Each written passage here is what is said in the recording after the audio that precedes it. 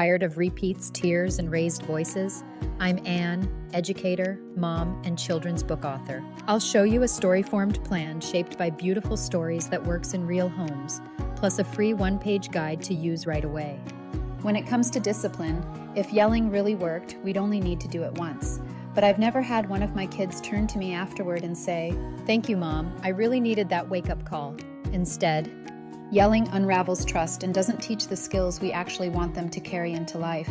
What I want to share today is a gentle biblical framework that really does work, even this week, and keeps your home more peaceful. And in a minute, I want to show you which part of this framework most parents skip first, because when that piece is missing, everything else gets harder. Parents, we desperately want discipline that shapes character, but too often it turns into yelling, threats, or guilt. We promise ourselves we won't raise our voice, and then bedtime happens, or the sibling fight breaks out, and suddenly there we are again. That's not the legacy we want to leave. The good news is that God gave us a better way. In story-formed families, we believe that hearts are shaped through stories. God does it, Jesus did it, and we can too. Hebrews 12 reminds us that the Lord disciplines the one he loves. Discipline is about training, not tearing down. And how did Jesus train his disciples? Almost entirely through stories. Matthew 13 tells us, he did not say anything to them without using a parable. Why? Because stories form the heart before they shape behavior. Here's a framework you can use right away. It's 5 simple words you can carry into your next meltdown, power struggle, or tantrum. Pause. Name. Story. Choice. Celebrate. 5 steps to move from chaos to calm. And yes, your child will test them. That's how you know it's working. Step 1 is pause. Protect the relationship before you correct the behavior. Take a slow breath in for 4 and out for 6. Whisper a prayer. Lord, make my words gentle. Kneel down to your child's level and soften your face. This is where your authority becomes safe. Most conflicts die right here. If you start calm, your child mirrors that. If you start loud, they mirror that too. Think of the toddler tantrum in the grocery store. Instead of scolding, scoop them up and walk to a quiet bench. You don't even need words yet. Just your calm presence resets their nervous system. Or imagine your 7-year-old slamming their bedroom door. Instead of barging in, pause outside, breathe, knock gently, and enter calm instead of stormy. When you pause, you lower the storm in yourself before you face the storm in them. Step 2 is name. Label the feeling and you lower the yelling. You might say, "You're disappointed the tower fell. You wanted the blue cup, not the green one. Your body is telling me it needs a break." Naming lowers the alarm system in the brain. When kids feel seen, they can begin to settle down. Picture a sibling fight. Instead of barking orders, you say, "You both wanted the same toy." That feels frustrating. Or when your 5-year-old whines after school, you say, "Your body feels tired. Let's take a reset." Naming is powerful. Proverbs 15 says, "A gentle answer turns away wrath." naming is a gentle answer. Step 3 is story. Tether the moment to a story and a virtue. It doesn't need to be long. Just 10 seconds is enough. You could say, "In our family, we practice patience like Toby in the forest race. Slow, steady, strong." Or, "Remember Noah who waited while God kept his promise? We can wait too." Or, "Jesus is gentle with us. Let's be gentle with each other." Stories bypass resistance. Kids step into them instead of pushing back. At bedtime, you might say, "Remember Toby? Slow and steady, one step at a time." In the middle of a sibling squabble, you could remind them, "The Good Samaritan stopped to help." We can practice kindness like him. When you give a story, you give your kids a picture they can live into. Why? Because these repeated words become part of your family language.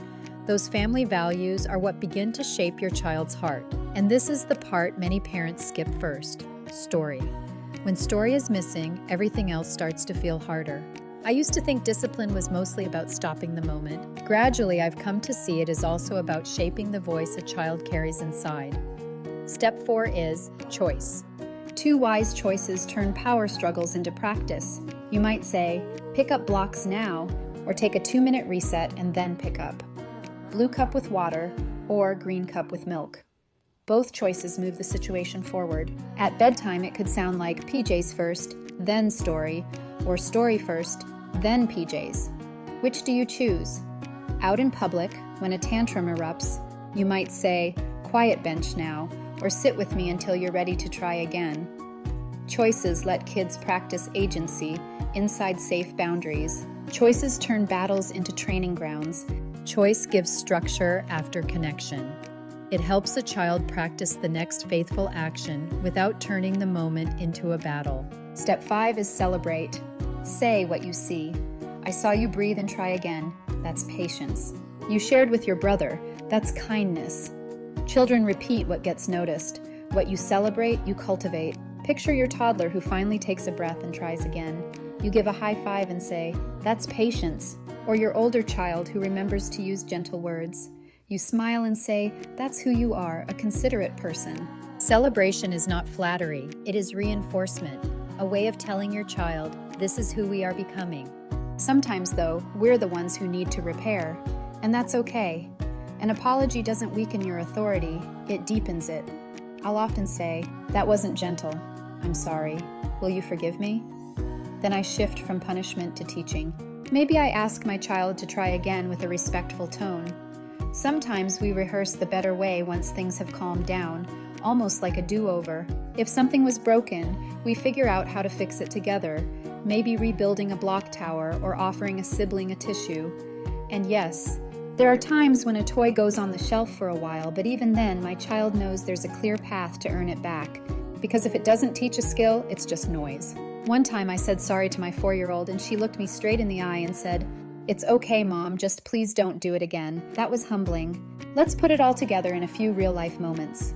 With a toddler tantrum, you pause, scoop them up, take them to a quiet bench, and offer 2 wise choices. With a sibling squabble, you name both sides, tell a 10-second story on kindness, and give them a timer or turns. With bedtime battles, you decide the order ahead of time. With a bedtime story card, then celebrate each step as they follow through. Which of these feels like your family's blue cup moment? Picture it now and imagine how pause, name, story, choice, and celebrate could shift it. And if you don't have a blue cup moment yet, just wait. It's coming. This week on Little Light Storybook Tales, kids will meet Toby in the forest race. Watch it with your child, then use tonight's storyline. We practice patience like Toby, slow, steady, and strong. That's how stories shape the heart. Let's end the way we began with the 5 moves. Hands with me. Pause, name, story, choice, celebrate. When your kids learn the motions, they'll remind you too. And to make it simple, I've created a free Calm Discipline cheat sheet and Patience Play Kit. It includes these 5 hand signs plus printable scripts And 5 fun games you can play in 5 minutes. It will help you remember these 5 moves in the moments you need them most. Grab your copy at the link below, and you'll be ready for the next Blue Cup meltdown. Remember, 5 moves, 1 peaceful home.